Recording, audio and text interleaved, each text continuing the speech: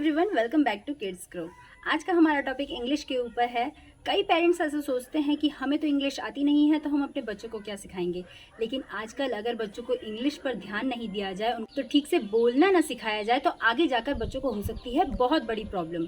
तो ये problem face ना करनी पड़े, इसके लिए आज की ये वीडियो देखना आपके लिए बहुत ज़रूरी है। वीडियो को एंड तक ज़रूर देखिए, बहुत यूज़फुल होने वाली है। कई पेरेंट्सों की प्रॉब्लम होती है कि हमको नहीं आता, हम बच्चों को सिखा नहीं सकते। कईयों की ये प्रॉब्लम होती है, हमको आता तो है लेकिन हम बोलने में हिचकिचाते हैं। तो इसलिए भी पेरेंट्स हिम्मत नहीं कर पाते कि बच्चा कब क्या पूछ ले, हम उसका आंसर नहीं दे पाएंगे।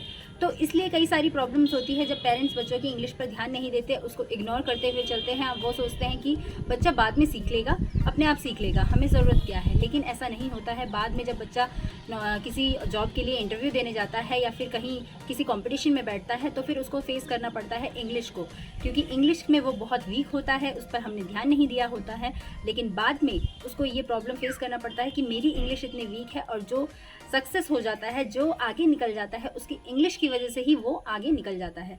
हम अपनी तैयारी तो पूरी कर लेते हैं, हर चीज़ को अच्छे से परफेक्ट बना लेते हैं, हर चीज़ हमें याद हो जाती है, इंटरव्यू के वक्त सब कुछ हमें तैयार हो जाता है। लेकिन जब इंग्लिश में बात करने की बात आती है या इंग्लिश में इंटरव्यू करने की बात आती है, तब हम घबरा जाते हैं, क्यों नर्वस हो जाते हैं, क्योंकि हमने प्रैक्टिस नहीं की होती है। सब कुछ प्रैक्टिस पे डिपेंड करता है।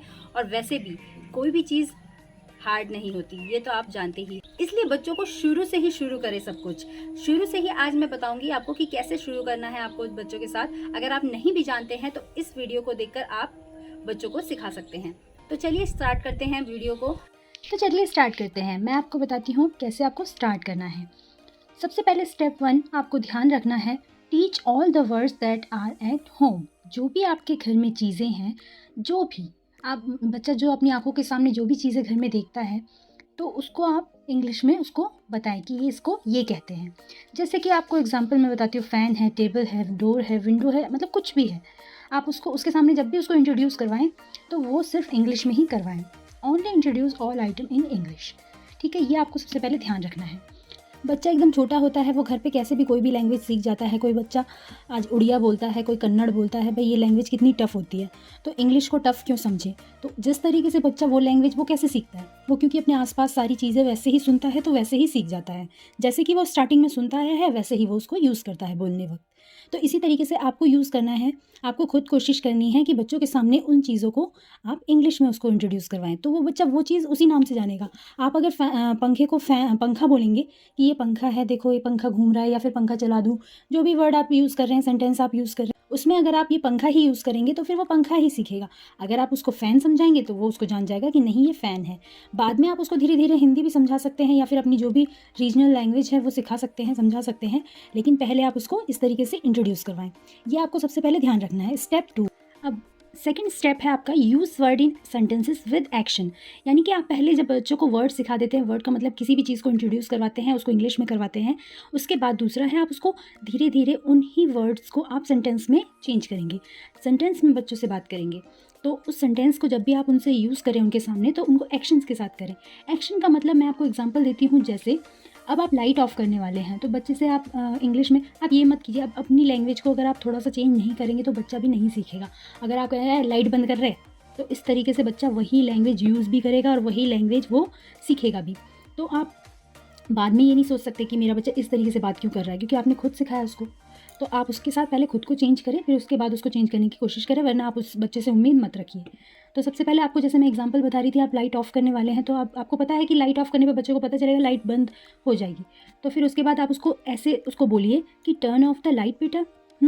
अब लाइट को बंद करना है, तो फिर आप उसके बाद जब लाइट ऑफ़ करेंगे तो वो समझेगा कि लाइट ऑफ़ करने के लिए ही ये चीज़ यूज़ की गई है। जब आप उसको नहलाने लगे तो उसको सोप, बकेट, मग, ये सारी चीज़ें उसको इंट्रोड्यूस करवाएं। चलिए तीसरे स्टेप की बात करते हैं। तीसरा हमारा इंपॉर्टेंट स्टेप है, use more words that the child likes. तो जो भी वो पसंद करता है तो उन वर्ड्स को यूज़ कीजिए उसके साथ ज़्यादा से ज़्यादा। जैसे कोई खाने की चीज़ पसंद करता है, अगर बच्चा एप्पल या मैंगो पसंद करता है, तो उसको ये मत बोलिए कि ये सेब है, पहले आप उसको एप्पल ही बोलेंगे। तो ये थे कुछ नॉर्मल स्टेप्स जिस पर आपको ध्यान देना है। अब ये कॉमन चीज़ें हैं, कुछ लोग ये मत सोचने लग जाइएगा कि कॉमन चीज़ें हैं, इसमें सिखाने वाली क्या बात है। हर बात बच्चों को सिखानी होती है। और कुछ बात, एक बात मैं आपको बताती हूँ, कभी कभी हम किसी बच्चे को इंग्लिश बोलते हुए देखते हैं तो हम सोचते हैं अरे ये बच्चा कितने अच्छे तरीके से इंग्लिश बोल रहा है, कितनी फ्लुएंट है इसके इंग्लिश में। तो हम सोचकर इतना हैरान हो जाते हैं और खुश भी हो जाते हैं कि कैसे वो इंग्लिश बोल रहा है। तो फिर उसके बाद उसी तरीके से कोई से भी रीजनल लैंग्वेज होती है, जैसे बंगाली होती है, मराठी होती है, कन्नड़ होती है, इनको जब हम सुनते हैं तो हमें समझ तो कुछ आता नहीं है, लेकिन छोटा बच्चा जब ये बोलता है तो उसके मुंह से सुनना, अरे ये कैसे सीख गया, ये कितने अच्छी तरीके से बोल रहा है, सुनना इतना अच्छा लगता है। तो ये सारी लैंग्वेज भी हमारे लिए जैसे टफ है, तो इंग्लिश भी ऐसी ही टफ है, लेकिन इसको सिखाने के लिए आपको बच्चों को स्टार्टिंग से स्टार्ट करना पड़ेगा। सब कुछ स्टार्टिंग से बच्चों के साथ सब कुछ यूज़ कीजिए इस तरीके से, तो फिर बच्चा ज़रूर सीखेगा। कुछ सेंटेंसेस मैं आपको दिखाती हूँ, आपको वो सारे फॉलो करने हैं, उन सबको आप नोट कर लीजिए या फिर स्क्रीनशॉट भी ले सकते हैं आप उसका। बच्चे को अगर आप स्पीकिंग कोर्स करवाएंगे, उस पर दुनिया भर का पैसा खर्चा करेंगे, तो उससे कोई फ़ायदा नहीं होने वाला। उस पर बर्डन पड़ता है, प्रेशर पड़ता है, बच्चा सीख नहीं पाता है। तो हमारे साथ भी कई बार ऐसी प्रॉब्लम हो जाती है, हम बोलते हुए हिचकिचाते हैं क्योंकि हमने प्रैक्टिस नहीं की होती है। तो इन चीज़ों को बच्चों के साथ आज से ही शुरू कर दे। बच्चा अगर 2.5-3 साल का हो चुका है, उसके बाद से ही आप इन चीज़ों को इंट्रोड्यूस करवाएं बच्चों के साथ। आप पहले वर्ड इंट्रोड्यूस करवाएं, उसके बाद आप उसको सेंटेंसेस में यूज़ करें और उसको एक्शन के साथ बताएं, जैसे कि मैंने आपको स्टेप्स में बताए हैं। स्टेप बाय स्टेप हर चीज़ कीजिए, बच्चों को ईजी होगा सीखने में, बच्चों के साथ भी आसानी होगी और वो जल्दी सीख जाएंगे। आप उनके साथ बाकी रीजनल लैंग्वेज भी यूज़ कीजिए, उनको भी सिखाइए, वो कोई दिक्कत नहीं है, लेकिन पहले आप इंट्रोड्यूस करवाइए इंग्लिश। तो चलिए कुछ कॉमन सेंटेंसेस जो आप डेली यूज़ करते हैं बच्चों को बोलने में, उसको आज इंग्लिश में देखते हैं। आप आज से ही कोशिश करेंगे कि इंग्लिश में बच्चों के साथ ये बोले। जब बच्चा 2.5 या 3 साल का हो जाता है तो आप ये सेंटेंसेस बच्चों के साथ यूज़ कर सकते हैं। बहुत ही सिंपल है, आप एक बार देखिए, कोशिश कीजिए। सबसे पहला हम देखते हैं, इसमें लिखा हुआ है दरवाज़ा खोलो। ये मैंने तैयार किया है आप लोगों के लिए, आप चाहे तो स्क्रीनशॉट भी ले सकते हैं या फिर नोट भी कर सकते हैं। तो चलिए, पहला है दरवाज़ा खोलो, ओपन द डोर। आप बच्चों के साथ इस तरीके से ही यूज़ कीजिए। और जब बच्चा मतलब आपकी तरफ यूँ करके देखेगा कि क्या बोल रहे हो, आप समझ नहीं आ रहा, तो उसको वो दरवाज़ा ओपन करके बताइए। नेक्स्ट है हमारा दरवाज़ा बंद करो, क्लोज़ द डोर। उसके बाद है दरवाज़ा ठीक से बंद करो। कभी कभी आप कोई सी भी मतलब कोई कुछ यूज़ करता है, कोई कुछ कभी कुछ कहना पड़ता है, तो उस हिसाब से दरवाज़ा ठीक से बंद करो, क्लोज़ द डोर प्रॉपरली। उसके बाद नेक्स्ट है हमारा खड़े हो जाओ। बच्चों के साथ ये कॉमन, बिल्कुल ही कॉमन चीज़ें हैं जो आप यूज़ करते हैं, लेकिन आप हिंदी या फिर जो भी आपकी रीजनल लैंग्वेज है आप उसमें यूज़ करते हैं, तो आप उसमें ना करके इंग्लिश में यूज़ कीजिए। खड़े हो जाओ, स्टैंड अप, बैठ जाओ, सिट डाउन। नेक्स्ट है हमारा सो जाओ या सोने जाओ, गो टू स्लीप। रात को यूज़ करते हैं अक्सर आप। इधर आओ, बच्चे को अक्सर बुलाते हैं कम हेयर। उधर जाओ, गो देयर, या फिर बोल सकते हैं गो ओवर। पानी पी लो, बच्चों के साथ अक्सर ये यूज़ किया जाता है। Drink water. एकदम सिंपल है, आप कॉमन चीज़ें हैं, यूज़ कीजिए बच्चों के साथ डेली। बच्चा खुद भी ये चीज़ें यूज़ करने लगेगा। गिलास रख दो, पुट द ग्लास। नेक्स्ट है नहा लो, टेक अ बाथ। उसके बाद नेक्स्ट है हमारा बैठो और जल्दी खाना खा लो, सिट एंड ईट फास्ट। पढ़ने बैठो, सिट रीडिंग। जल्दी आओ, कम फास्ट। किताबें ठीक से रखो, कीप द बुक वेल। ये सारी कॉमन चीज़ें आप स्क्रीनशॉट ले सकते हैं। तो ये मेरी आज की पहली सीरीज़ थी इंग्लिश की, जिसमें मैंने आपको स्टार्टिंग से कैसे स्टार्ट करना है वो मैंने आपको बताया है। आप ज़रूर इस चीज़ को फॉलो करें।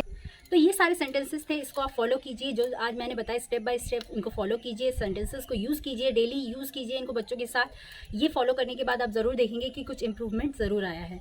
अगर ये वीडियो आपको अच्छी लगती है, पसंद आती है, तो आप मुझे ज़रूर बताइएगा कमेंट करके कि ये वीडियो आपको कैसी लगी। और उसके बाद मैं ये मेरा फर्स्ट पार्ट है, इसके बाद मैं सेकेंड पार्ट लाऊंगी। इसके मैं 3 सीरीज़ लाने वाली हूँ। पहला सीरीज़ है ये मेरा, इसको आप देखिए, फॉलो कीजिए। उसके बाद 2 और सीरीज़ आएंगी, उनको भी आप देखिएगा। तो बताइए मेरी ये वीडियो आपको कैसी लगी। अगर अच्छी लगी हो तो लाइक ज़रूर कीजिएगा, मेरे चैनल को सब्सक्राइब ज़रूर कीजिएगा और बेल आइकन ज़रूर प्रेस कीजिएगा, जिससे आगे आने वाली नोटिफिकेशन आपको मिल सके।